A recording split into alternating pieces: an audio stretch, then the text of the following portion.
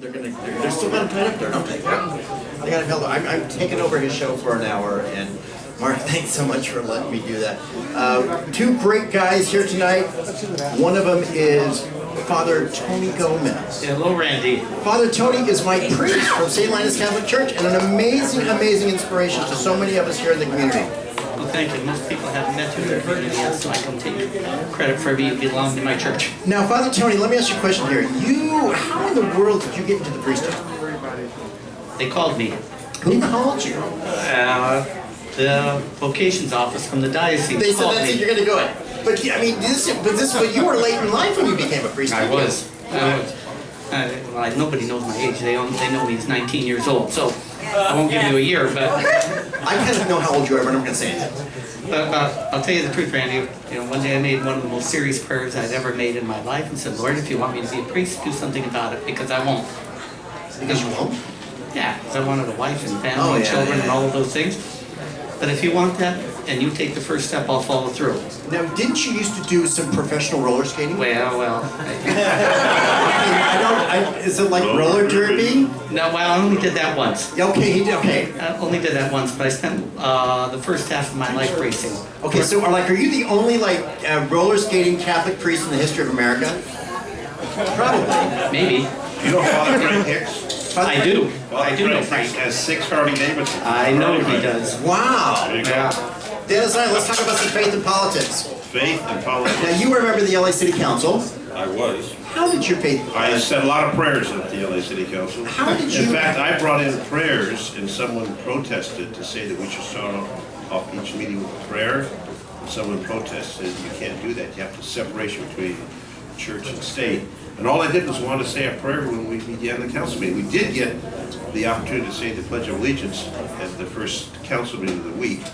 But faith and politics, there's definitely no bridge, and that's a problem. There needs to be a bridge. I don't know LA, but we still say a prayer in Norwalk before every city council really? meeting. We do. And we started it, and then they scrapped. I used to have priests and nuns. I tried to get the Pope in, but he never made it. To say the opening prayer. It'd be nice to have the Pope. I met the Pope. Should have called me. I could get him for you. Ooh. Well, I'm a member of the church. Yes, you are. Born and raised Catholic. Attend St. Bernie's out in Woodland Hills. And Shout out to St. Bernie's. St. Bernardine. St. Bernardine. And the Monsignor is 100 years old. Serious? He is still celebrating Mass at Do you- 100. Do you know this guy, Father Tony? Which one? Father Murray, Monsignor Murray. Muncie? Is that right? I think he's the oldest priest in the parish. Oh, in I'm the sure. parish, in the archdiocese. I'm sure he is. 100, like Mario Garra, he's pushing 100. And he's only a deacon. Mario and I are the same age, so I don't You are? Yeah. And look at the I difference. know, look at me. Are you kidding? Unbelievable. I know, crazy. But no, the church and politics, and they have the separation of church and politics, and somehow you can't say God bless America, God bless us. People try to extract that, and that's the problem I had, because I've always believed in my faith.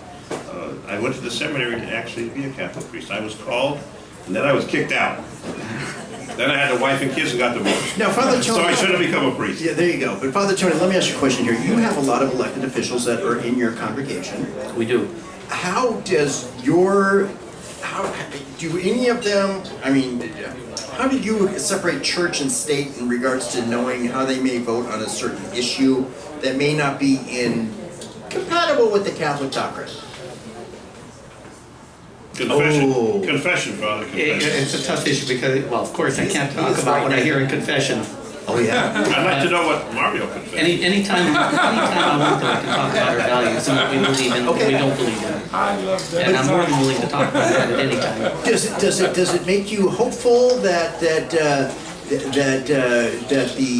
there's a lot of people with faith in elected office these days, or is it frustrating that you don't think there's enough that wear their Catholicism or their religion on their sleeve? Well, let me preface this by saying I don't belong to a political party. I'm independent. That's right. You know, I don't either. I'm independent too. I am too. I gave up Mario Garra, even though I love you as a brother. I gave up the Republicans. I gave up the Democrats, and I am right down the line. I'll vote for the candidate. I could care less about the Republicans and the Democrats. All they do is fight and spend our money.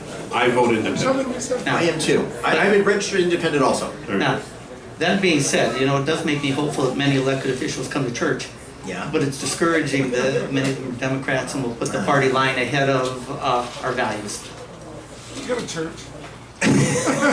Well, the values are important. That's one of the problems with our society, Father, is that we don't have that value system.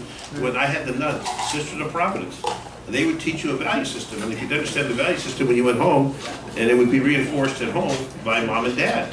So there's a structure, and somehow we've lost the structure. We've lost what is right, what's basic, the principles, the values, and it's now whatever you want to do. You know, this whole thing about timeout. I've got one son who's an LAPD sergeant, one son who's an airline pilot for a commercial airline, and they never got beaten up, but they got disciplined. But now, if you whack your child, you're going to go to jail for child abuse. I mean, there's something wrong with the way that we've gone because it hasn't shown effectiveness. And the church, I don't know if the numbers are up or down, but in my parish, the numbers are up, the collections are up. How's it in your parish? We're doing okay. Does Mario put a little change in now? Well, I'd have to check the books to see that.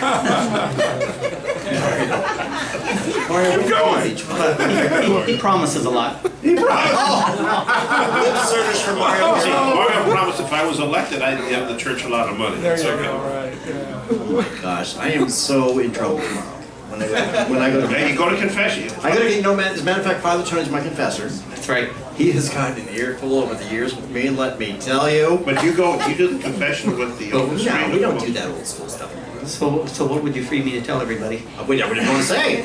No. It's a veil of secrecy, man. Absolutely. No, the great thing about Father Tony is that he cares about our community, and he's right there helping whether you have addiction problems, or if you're homeless, or if you're in a gang and you need just somebody to talk to. He is there for you 24/7, and I think that's what every Catholic priest should be like. Let me return the compliment to you because a lot of people don't know we have a Narcotics Anonymous meeting Yes, that you do. meets every Friday. Yeah. That was started by Randy. When he saw the need in our community and came to me, I said, we got to get this Yeah. going because we have too many people in our community who need help, and I want to do something about it. So that's been going now for About 8 years now. about 8 years. Yeah, and it's no secret that substance abuse was an evil crutch in my life, and I got over it, and it was because of learning about faith and understanding that there's another way. And we've had hundreds of people who've been helped Thousands, yeah. by what you did in our And you're a parish. better man for it. I'm a better man. Yeah, and I'm a better man because I have better men like you around me also. And look at your mom smiling.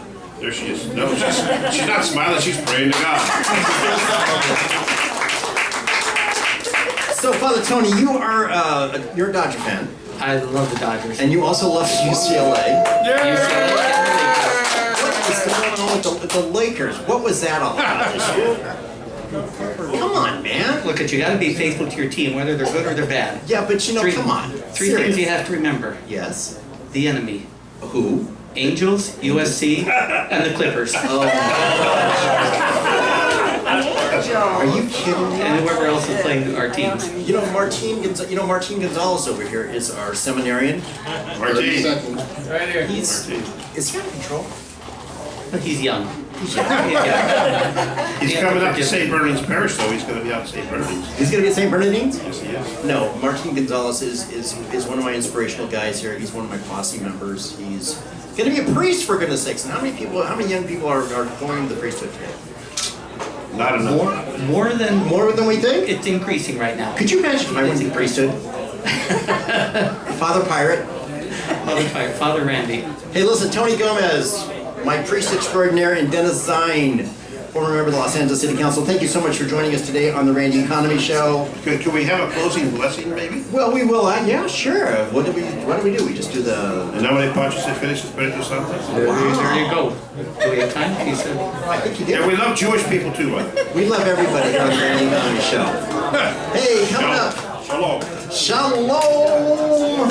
Coming up after this, we've got Kevin Strom, the chairman, founder of blowchat.net.com. We'll tell you all about it right after this on the Randy Economy Show live here from Cerritos.